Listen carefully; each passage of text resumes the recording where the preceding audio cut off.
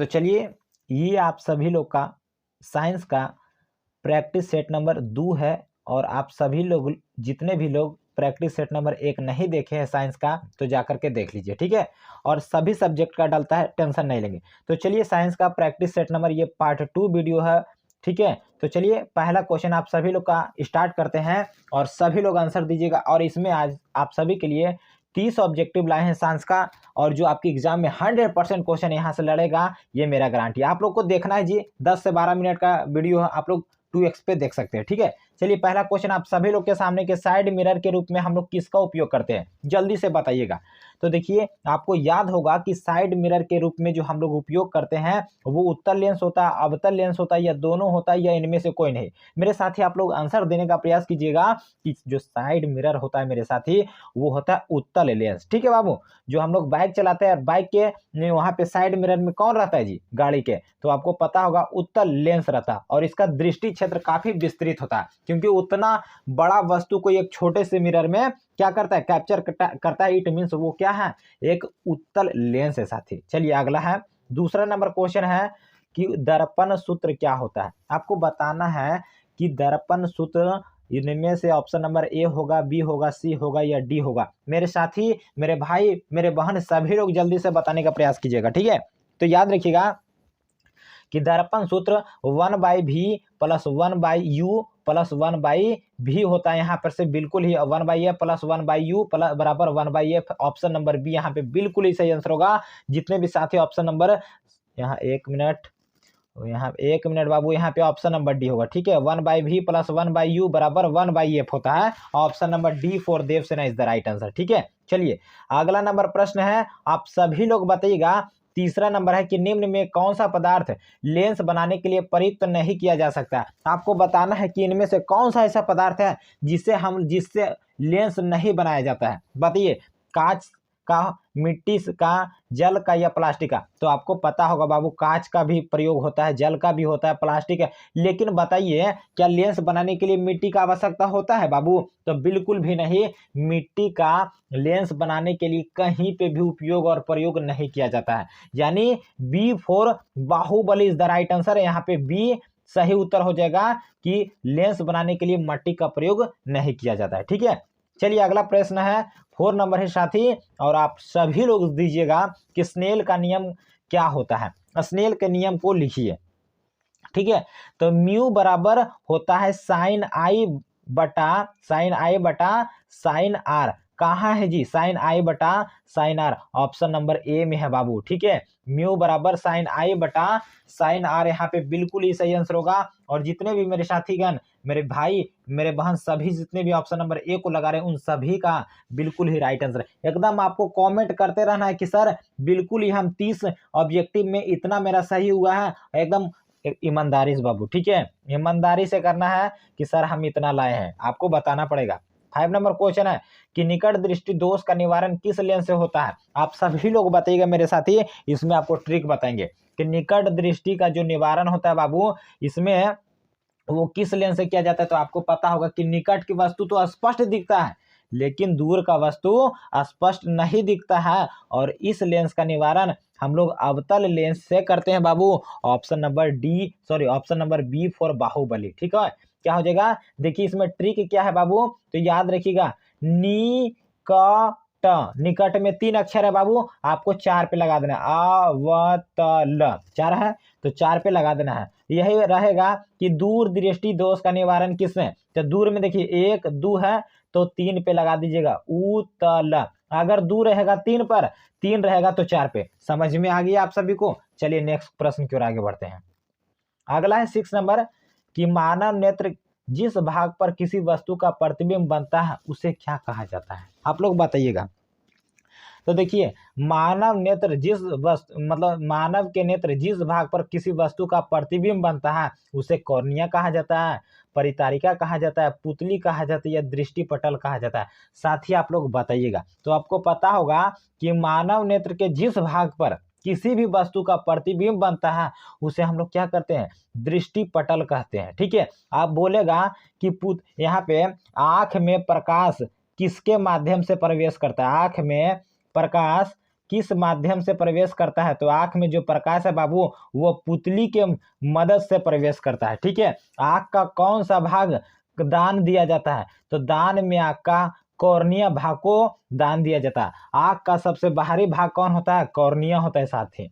परितारिका या आइरिस क्या करता है? तो आँखों को रंग प्रदान कौन करता है जी? आँखों को भूरा, काला, ये सभी जो रंग है बाबू ये परितारिका प्रदर्शित, आइरिस या परितारिका करता है। ठीक है, याद रखिएगा। चलिए अगला क्वेश्चन 7 नंबर प्रश्न है कि एक कूलॉम विद्युत आवेश कितने प्रोटॉनों से बनता है? जल्दी से सभी साथी बताइएगा कि एक कूलॉम विद्युत आवेश कितने प्रोटॉनों से बनता है? तो यहाँ पे याद रखिएगा कि 1.6 गुने 10 पे पावर कितना हो जाएगा जी?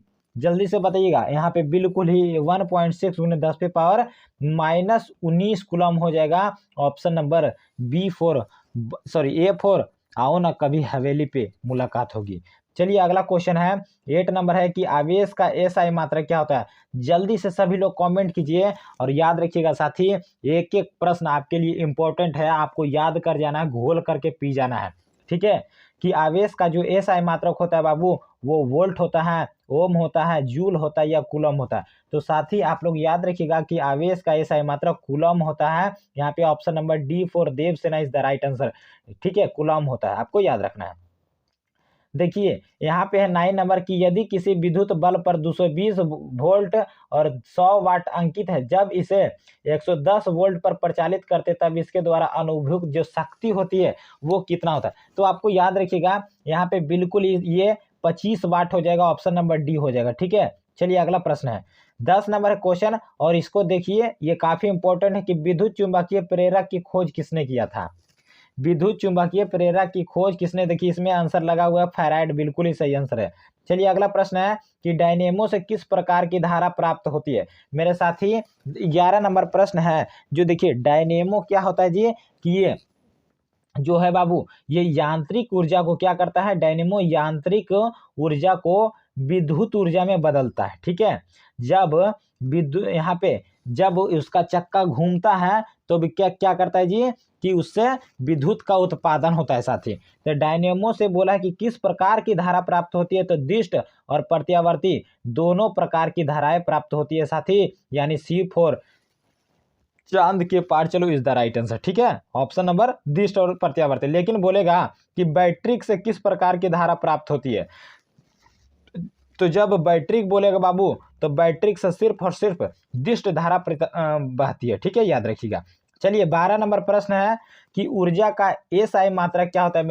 मेरे प्यारे स्टूडेंट सभी लोग बताइएगा।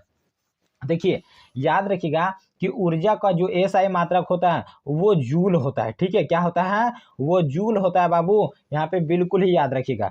चलिए न्यूटन किसका होता है बाबू? तो बल का एसआई मात्रक न्यूटन होता है बाबू। आपको सभी क्वेश्चन को याद रखना है। चलिए ऊर्जा का कैलोरी होता है। ठीक है, चलिए अगला 13 नंबर कि सौर कुकर में भोजन पकाने के लिए किस ऊर्जा का प्रयोग किया जाता है? जैसे सौर कुकर होता है बाबू, उसमें जो भोजन पकता है, ठीक है, उसमें किस ऊर्जा का हम लोग प्रयोग करते हैं?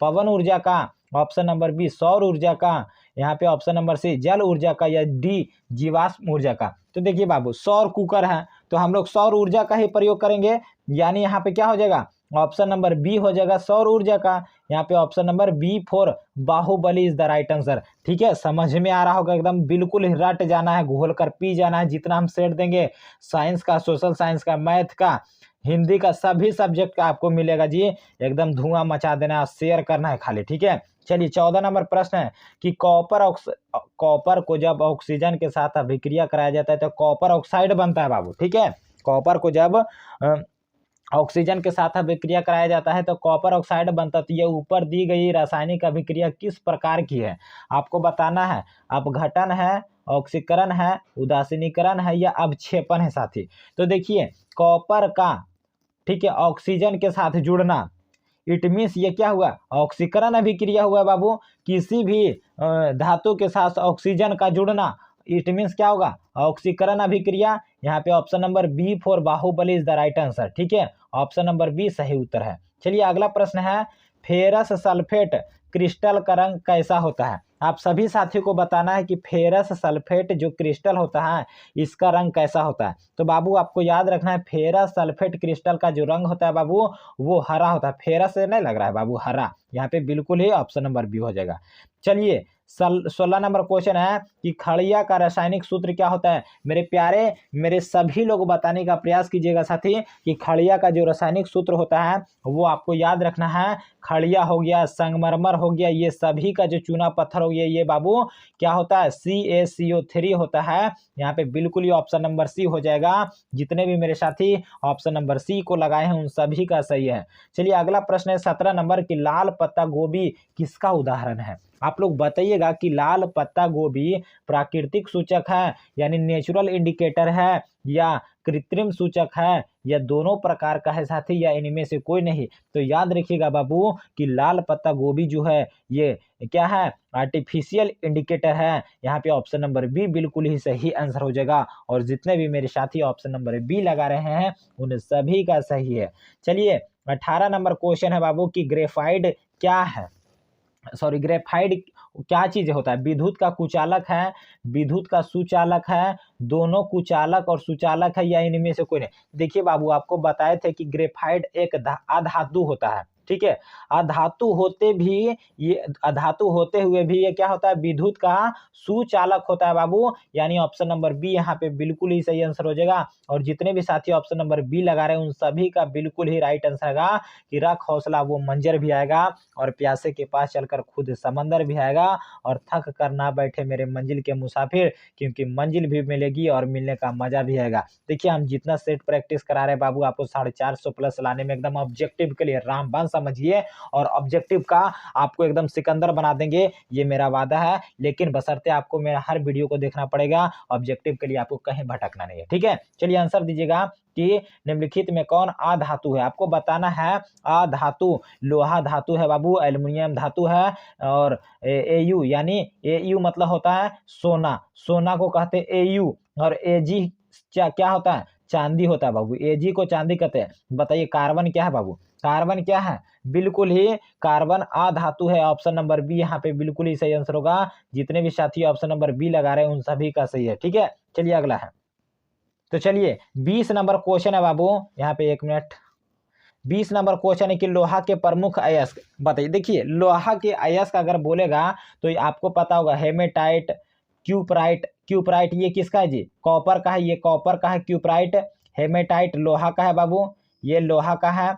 और सिनेबार किसका है, सिनेबार पारा का है। और बॉक्साइट ये एल्युमिनियम का है। तो लोहा का क्या हो जाएगा, हेमेटाइट हो जाएगा बाबू। ऑप्शन नंबर सी यहाँ पे बिल्कुल ही सही आंसर। जितने भी स्टूडेंट दे रहे हैं उन सभी का सही है, ठीक है। चलिए अगला क्वेश्चन 21 नंबर प्रश्न है बाबू, कार्बोक्सिलिक एसिड का समूह इनमें से कौन है।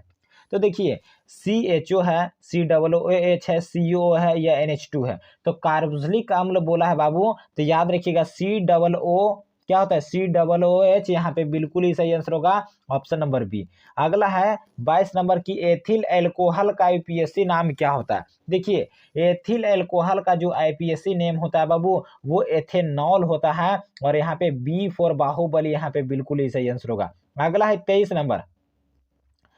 23 नंबर क्वेश्चन है कि international union of pure and applied chemistry का संक्षिप्त रूप क्या होता है। तो IUPSC का फुल फॉर्म होता है international union of pure and applied chemistry. Option number A for आओ ना कभी हवेली पे मुलाकात होगी।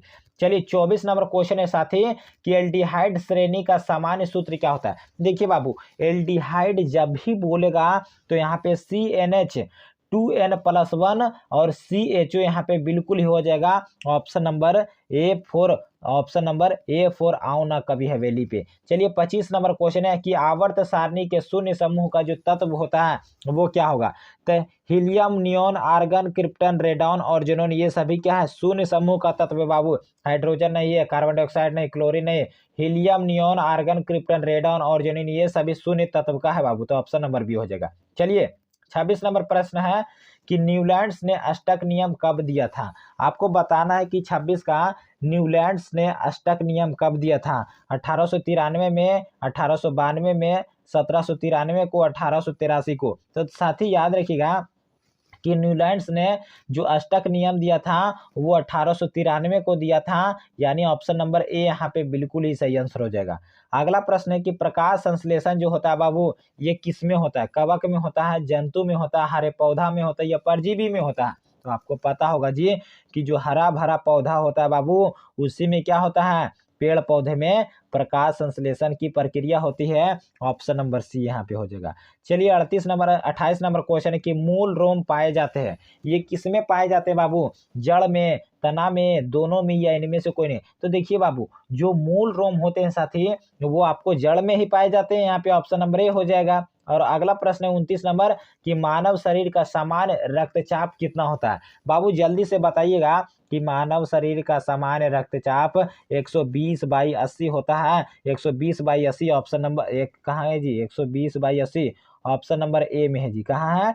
ऑप्शन नंबर ए है। जितने भी साथी ऑप्शन नंबर ए लगा रहे हैं उन सभी का सही है। चलिए 30 नंबर और लास्ट क्वेश्चन है कि ग्वाइटर अथवा घेंघा पनपता है। ग्वाइटर अथवा घेंघा जो है बाबू ये किससे पनपता है? चीनी की कमी से, आयोडीन की कमी से, रक्त की कमी से या मोटापा से? तो चलिए 30 का आंसर आप सभी लोग को यहाँ पे कमेंट में करके बताना है और देखेंगे कि कितने स्टूडेंट है जो एकदम बिल्कुल सही तरीके से आंसर दे रहे हैं 30 का आंसर। ठीक है, आंसर आप सभी लोग का आना चाहिए, सभी का हम सभी का कमेंट पढ़ेंगे, रिप्लाई देंगे। ठीक है बाबू, तो चलिए आज के लिए इतना ही, फिर मिलेंगे नेक्स्ट क्लास में। तब तक के लिए धन्यवाद। जय हिंद, जय भारत। और अगर अभी तक आप सभी लोग व्हाट्सएप ग्रुप से, वहीं पे आपका पीडीएफ मिलेगा जी, सभी प्रकार का गेस्ट क्वेश्चन मिलेगा। तो व्हाट्सएप वीडियो के डिस्क्रिप्शन में दिया हुआ है व्हाट्सएप ग्रुप का लिंक, उस लिंक से जाकर जुड़ जाइए। चलिए फिर मिलेंगे अगले नेक्स्ट वीडियो में, तब तक के लिए जय हिंद, जय भारत।